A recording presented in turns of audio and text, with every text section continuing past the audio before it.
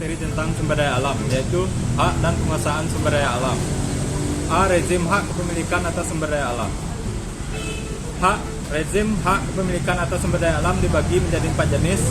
Yang pertama open access, yaitu tak bertuan. Yang kedua private property, kepemilikan pribadi. Yang ketiga state property, kepemilikan negara. Dan common property, kepemilikan bersama. Yang pertama open access atau kepemilikan pribadi. Menurut open access, sumber daya alam dipandang tidak dimiliki oleh siapapun. Oleh karena itu, masyarakat merdeka melakukan pemanfaatan dengan caranya sendiri.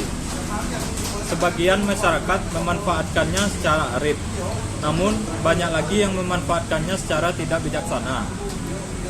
Dalam terminologi Gareth Hardin, ahli biologi dan ekologi manusia, ketidakarifan dalam pengelolaan sumber daya tersebut menghasilkan suatu tragedi of the commons, yaitu suatu bentuk kehancuran sumber daya akibat adanya pendayagunaan yang berlebihan dan arena keserakahan manusia. Apa yang dalam dimensi tragedi yang terjadi pada masyarakat hanya akan terjadi jika tidak terdapat aturan main yang jelas tentang pemanfaatan dan pendayagunaan sumber daya alam, sehingga setiap anggota masyarakat dapat memaksimumkan pemenuhan kebutuhan individualnya melalui pemanfaatan sumber daya alam tanpa memperhatikan kebutuhan anggota masyarakat lainnya maupun daya dukung lingkungan sumber daya yang bersangkutan, karena sumber daya alam dianggap sebagai milik bersama atau common property. Kritik apa yang disampaikan Hardin terhadap ketiadaan aturan tentang daya gunaan sumber daya alam ditujukan kepada kepemilikan bersama, yaitu common property. Tetapi sebenarnya yang dikritik Hardin adalah pada open access atau res nullius, di mana sumber daya alam dianggap tanpa pemilik. Jadi seseorang dapat menentukan pengaturan tentang pengelolaan sumber daya alam sebagai sesuatu yang terdiri atas pertama pengaturan akses atau terhadap pengelolaan aliran sumber daya alam yang didasarkan pada pengaturan tentang pembagian hasil, dan kedua pengaturan konservasi pada pengelolaan cadangan sumber daya alam yang menekankan pada pembatasan pengeluaran jumlah sumber daya, mengorganisasi pemeliharaan dan pengambil alihan investasi. Melanjutkan tentang B, private property. Private property atau kepemilikan pribadi. Ya, di sini kita sudah tahu dari arti private berarti itu kepemilikan pribadi atas sumber daya alam seperti tanah atau benda yang mengakar pada tanah secara dalam hukum perdata. Di sini pengembangan hak private property ini adalah pribadi alamiah atau pribadi buatan badan hukum.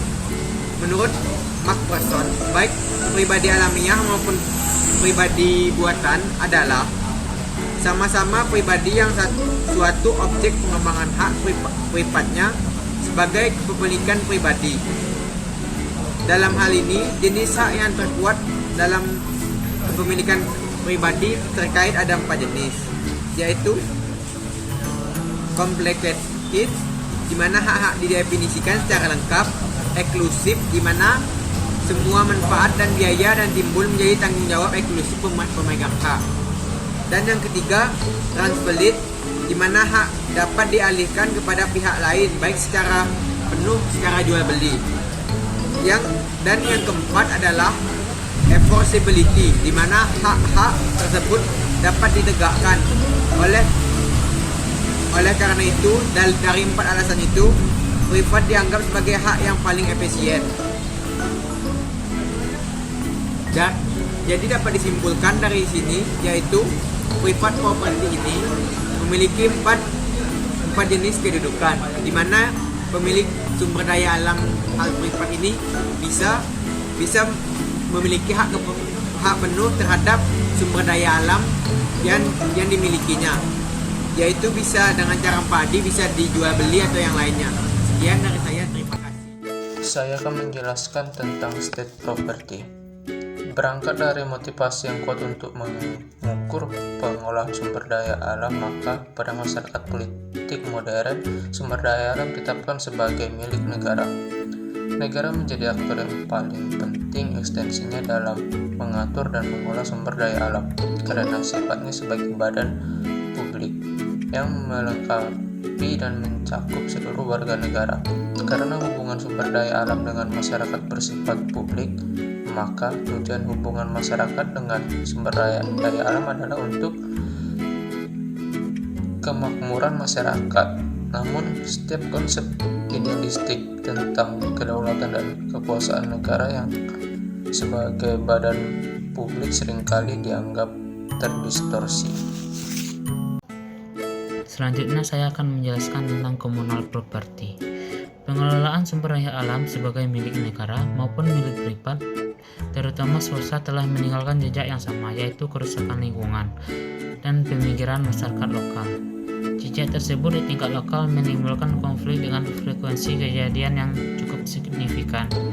Berkaca dari pengelolaan sumber daya oleh masyarakat yang menimbulkan kesimpulan positif, maka advokasi internasional secara tegas menyebutkan bahwa partisipasi masyarakat lokal yang seluas-luasnya merupakan solusi optimum terhadap masalah pengelolaan sumber daya alam. Communal property bukanlah konsep baru dalam hubungan antara manusia dengan sumber daya alam. Di beberapa tempat, konsep communal property coba dihidupkan kembali dengan mengangkat konsep ulayat dari hubungan masyarakat secara tradisional dengan sumber daya alam yang sudah ada sejak lama. Bahkan konsep itu merupakan konsep sebelum kemunculan negara dan hak privat di negara-negara berkembang.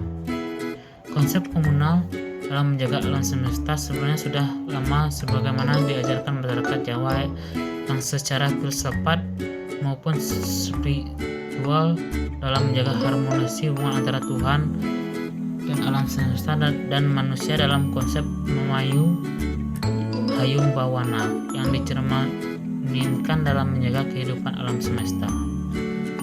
Penguasaan negara atas sumber daya alam. Satu, fungsi pengaturan, di mana penjelasannya yaitu fungsi pengaturan oleh negara dilakukan oleh kewenangan legislasi atau DPR bersama dengan pemerintahan dan regulasi untuk pemerintah, di mana di situ pemerintah membuat pengaturan tentang sumber daya alam. 2.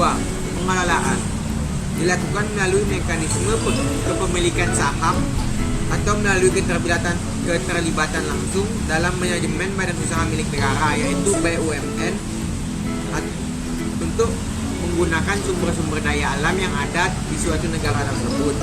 3. Kebijakan dilakukan oleh pemerintah dengan merumuskan dan mengadakan kebijakan untuk mengatur suatu kebijakan dalam hal sumber daya alam tersebut. 4. Pengurusan dilakukan oleh pemerintah dengan kewenangannya untuk mengeluarkan dan mencabut fasilitas perizinan terhadap sumber daya alam atau pengelolaan sumber daya alam. 5. Pengawasan dilakukan oleh negara, pemerintah dalam rangka mengawasi, mengendalikan agar pelaksanaan penguasaan atas negara atas sumber daya alam itu cocok dan benar-benar untuk kesejahteraan hidup masyarakat di negara tersebut. Dan terakhir,